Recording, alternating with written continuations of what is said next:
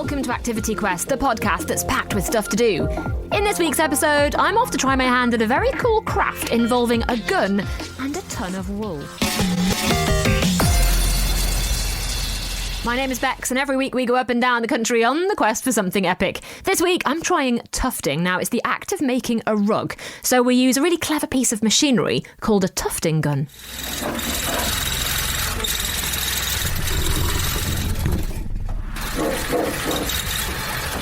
Hi, I'm Melissa. I am a workshop teaching assistant, and so Tufting London is a rug making workshop. We help you create the rug of your dreams. So we have various different colours, different sizes, and by the end of the session you'll come home with a lovely rug to have. I love this so much. So tufting is something I'd never heard of before. Is that like the name of the process of making the rug? Yeah, so the process is very similar to punch needling, only it's a bit faster and you'll be able to churn out a lovely rug a lot quicker.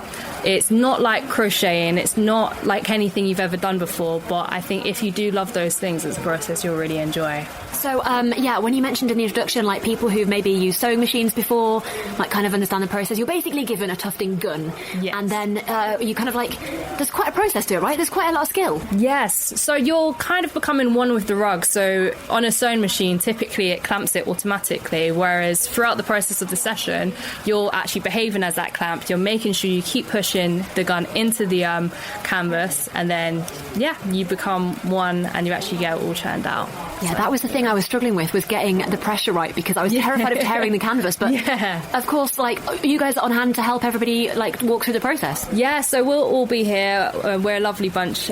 So we always check in, make sure you guys are okay. If you've got any questions, we're here to help answer them as well. And then, we're all sort of trained up on the process. So, we get to know the guns as much as you guys do too. So I am halfway through my tufting experience, and so far so good actually. At first, I'm not going to lie, it wasn't going too well for me, but when I got the handle on how the little tufting gun works and I could move it around, I've been able to make little movements to the side and up and down as well. It's looking pretty good. I'm making a swallow, and so far the colours I've picked are red, yellow, turquoise and blue. And you know what? I think I might be a natural at this. So when I arrived, I had already sent in like a little picture that I wanted to make. I wanted to make a bird, a swallow. Mm-hmm. And you guys have drawn that out already for us on the canvas. Is that right? Yes. So when you send in your design, we'll give you confirmation if it's acceptable. We have we can pretty much do any design you want, just as long as it's not got too much detail, as your rugs are always going to be slightly imperfect. You want to make sure you have as much of it as you want to make it a bit easier for yourself. You come in, we draw up your design, we get your tufting station all set up for you. So only thing you need to worry about is just making sure that design's sent in, and then we'll get the rest sorted for you. And then when I walked in, I was immediately seeing just a wall of yarn. Yes. So many colours, it's incredible. Yes, we have over 100 colours, and wow. You can get lost in all the different choices that we have, And you must have seen a lot of cool people making a lot of cool things as well. Like, as soon as I walked in, I saw breakfast that somebody made, like a fried egg, bacon. I mean, that's incredible. Yeah, so we like to do quite a few different seasonal ones. So you saw our breakfast wall. We have the full English setup. We've got the toast, we've got the beans, we've got the eggs, the bacon, the lot. But then we also do ones for Christmas. We've currently got our spring and Easter collection coming up. And then downstairs we also have one for New Lunar Year. So it's a dragon based from the one from Dragon Ball Z. I saw that. It looked pretty impressive. And how long did it take to make? So that one took a total of 4 days, I would say. Wow. However, obviously that's, in between all the teaching times and the workshops themselves. So a lot of detail was put in. That's one actually I did as well. Did you? Yeah, it took a little while, but I definitely think that's one of my masterpieces anyway. Honestly, it shines. So when you've got the tufting done, then there's even more to the process, because you have to make sure obviously there's no kind of bold spots in it, and then you have to get it painted in glue. Is that right? So we do all the finishing process. That's a bit of a process in itself. So after you've done all your tufting, we do the gluing, the drying, and this is to make sure that the rug is nice and firm for you to take home. So the drying process makes sure that the actual yarn itself is stuck firmly so it doesn't come out.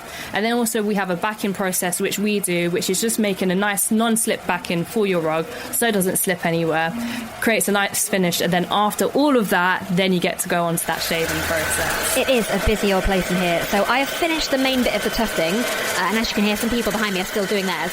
And right now I have to basically dry the edge of the little mini mat. It's been painted in glue, and then I have to make sure the edges are dry, and then hopefully the back of it will be stuck on, and then I can take home a lovely mini mat.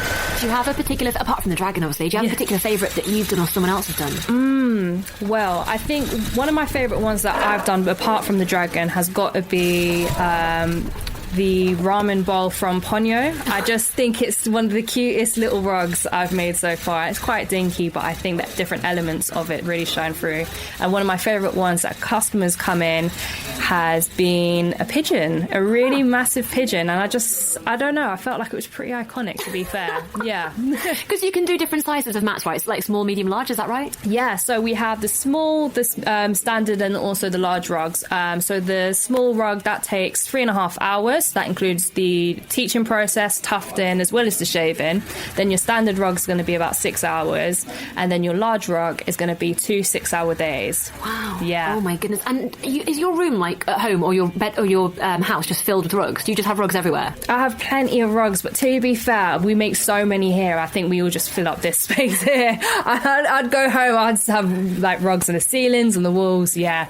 After all the ones we've made. It must be the coziest place in the world. I mean, this coming in here, also it's so bright and colourful and exciting.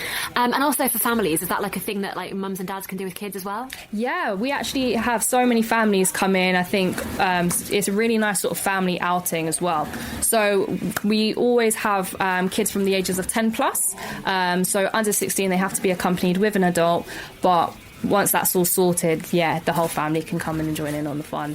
I love the idea of a family coming along and just making something that they can stick in the living room or the kitchen or something like that. Yeah, we actually, this week, we had one girl come in with her sister, and then I think yesterday she came back with her whole family. Yeah, so yeah, it's definitely something you do come back to, and I think it's definitely something families do enjoy. It's a nice activity to do together. Of course. And do you have like a top tip for people if they're coming? Like, what should they think about? What should they prepare for? Top tip, I would say take it nice and slow. Get to know your gun first, because there's no point rushing straight into it, filling in all the background. You will just want to take it nice and slow and easy, do your details, because yeah, after that then you'll come home with a nice beautiful rug that you felt like you take really nice time on. I've got to say, it's a really fun day out. Like, it has felt like it's a full afternoon, isn't it? And it's like also quite meditative. Like there was a point when everybody went really quiet because you could tell everyone was focusing so hard.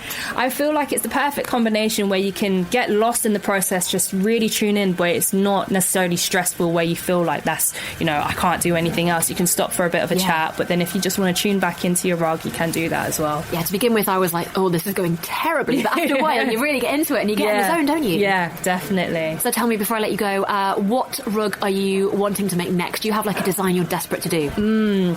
We are currently working on a little series that are based on fairy tales. So at the moment I'm designing one for Hansel and Gretel. Wow. And then we've got a few others. So we've got Beauty and the Beast, Princess and the Pea, and I think that's going to be a really nice series that we're going to release. So. Oh, awesome. I'll have to come back to see those as well. Melissa, thank you so much for telling us all about it. Thank you so much.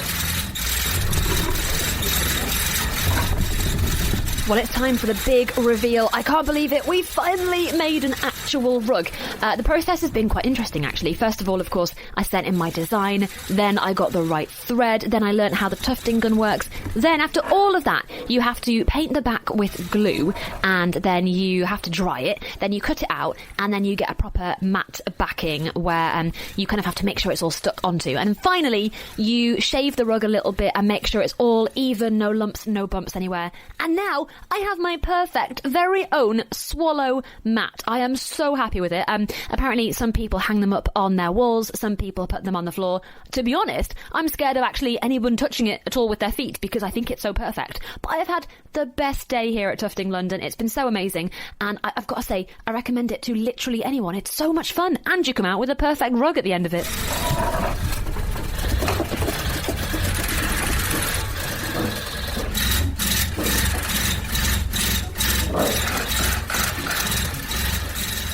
You can find out more by searching for Tufting London. That's all we've got time for you today. I'm Bex, and this has been a podcast from the UK's children's radio station, Fun Kids. Listen to me on your DAB digital radio, online, on the free Fun Kids mobile app, and on your smart speaker. Just say, play Fun Kids every weekday from 4 p.m. See you soon.